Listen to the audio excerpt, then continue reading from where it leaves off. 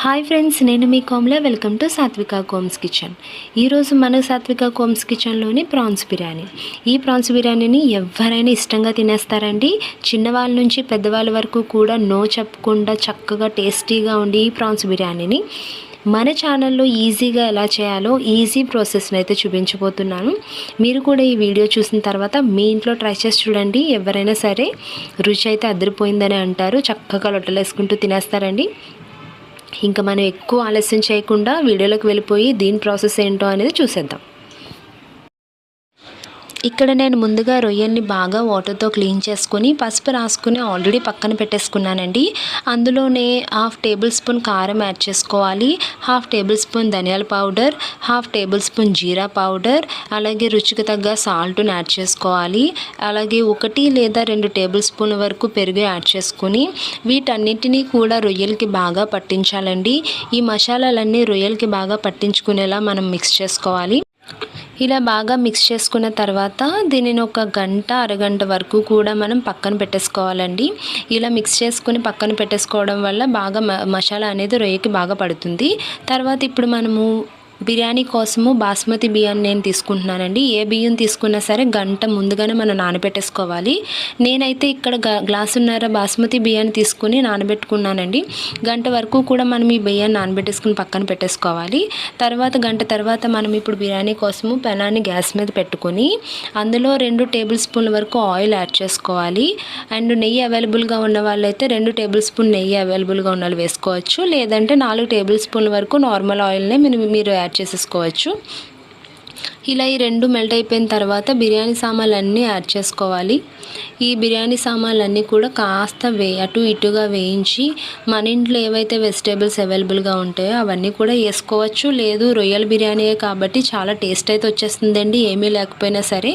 నేనైతే ఇక్కడ ఒక పెద్ద సైజు ఉల్లిపాయ అండ్ ఒక పెద్ద సైజు టొమాటో అండ్ ఒక పెద్ద సైజు బంగాళదుంప యాడ్ చేసుకుని వీటన్నిటిని కూడా వేయించుకుని ఒక 5 మినిట్స్ వరకు కూడా కుక్ అవనివ్వాలండి.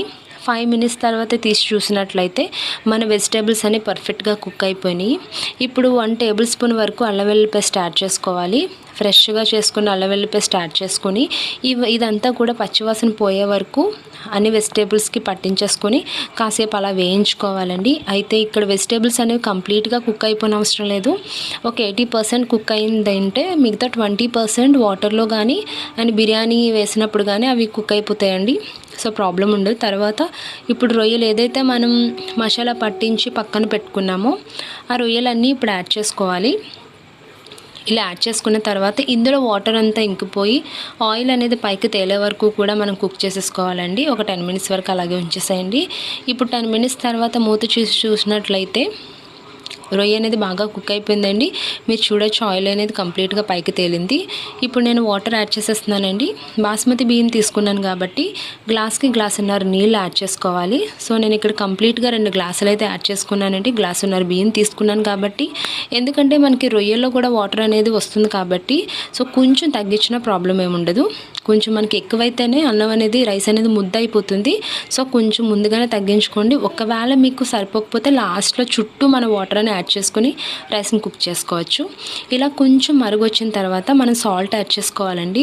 ఈ సాల్ట్ అనేది ఈ స్టేజ్లోనే మనం చెక్ చేసేసుకోవాలి.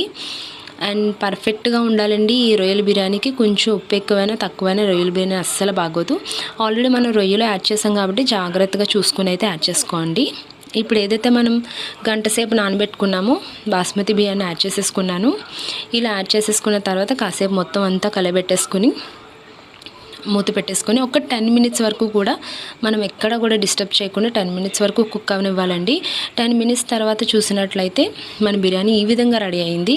ఇప్పుడు ఈ స్టేజ్లోనే కొత్తిమీర పుదీనా యాడ్ చేసుకోవాలి. ఇలా కొత్తిమీర పుదీనా యాడ్ చేసుకున్న తర్వాత ఒక 2 మినిట్స్ మూత పెట్టేసి మళ్ళీ ఈ కొత్తిమీర పుదీనా ఫ్లేవర్ అంతా రైస్కి పట్టే విధంగా మూత పెట్టేసుకోవాలండి. తర్వాత ఒకసారి తీసి చూసి మనం కింద ఒక్కసారి చెక్ చేసుకోవాలండి మన రైస్ పర్ఫెక్ట్గా కుక్ అయిందా లేదా అనేది చెకింగ్ చేసుకోవాలి. ఇక్కడ నా రైస్ అయితే కంప్లీట్గా కుక్ అయిపోయిందండి. చాలా పొడిపొల్లాడుతూ బాగా వచ్చింది. మీకు ఇంకా తడి ఉంది, చెమ్మగా ఉంది, ముద్దలా ఉంది అనిపిస్తే ఇంకొక 2 మినిట్స్ ఎక్కడ కూడా కదపకుండా డిస్టర్బ్ చేయకుండా అలానే ఉంచేసేయండి. మన రైస్ అయితే పర్ఫెక్ట్గా కుక్ అయిపోయిందండి. మీరు చూడొచ్చు చాలా ప్రాన్స్ అనేది కూడా రొయ్య అనేది చాలా నీట్గా మెత్తగా కరెక్ట్గా కుక్ అయిపోయింది. అండ్ బిర్యానీ కూడా ఎక్కడ ముద్ద లేకుండా పలుకు లేకుండా పర్ఫెక్ట్గా కుక్ అయిందండి. చాలా అంటే చాలా టేస్టీగా ఉంది బిర్యానీ. మీరు కూడా చూస్తుంటే మీకు కూడా నోరు ఊరిపోతుంది కదండి. ఇంకా ఆలస్యం చేయకుండా మీరు కూడా వెంటనే వీడియో చూసిన వెంటనే మీరు కూడా మీ కిచెన్లోకి వెళ్ళి ట్రై చేసేయండి. మీ బిర్యానీ ఎలా వచ్చిందో నాకు కమెంట్ బాక్స్లో కమెంట్ చేసి చేయండి. పర్ఫెక్ట్ అయితే వస్తుంది. ఈ వీడియో చూసిన తర్వాత పర్ఫెక్ట్ కొలతలతో మీరు చేసి చూడండి. ఖచ్చితంగా టేస్ట్ అయితే అదిరిపోతుంది. ఈ వీడియో కనుక మీకు నచ్చినట్లయితే మీ ఫ్రెండ్స్కి మీ రిలేటివ్స్కి షేర్ చేయండి, లైక్ చేయండి, కమెంట్ చేయండి. Thank you for watching.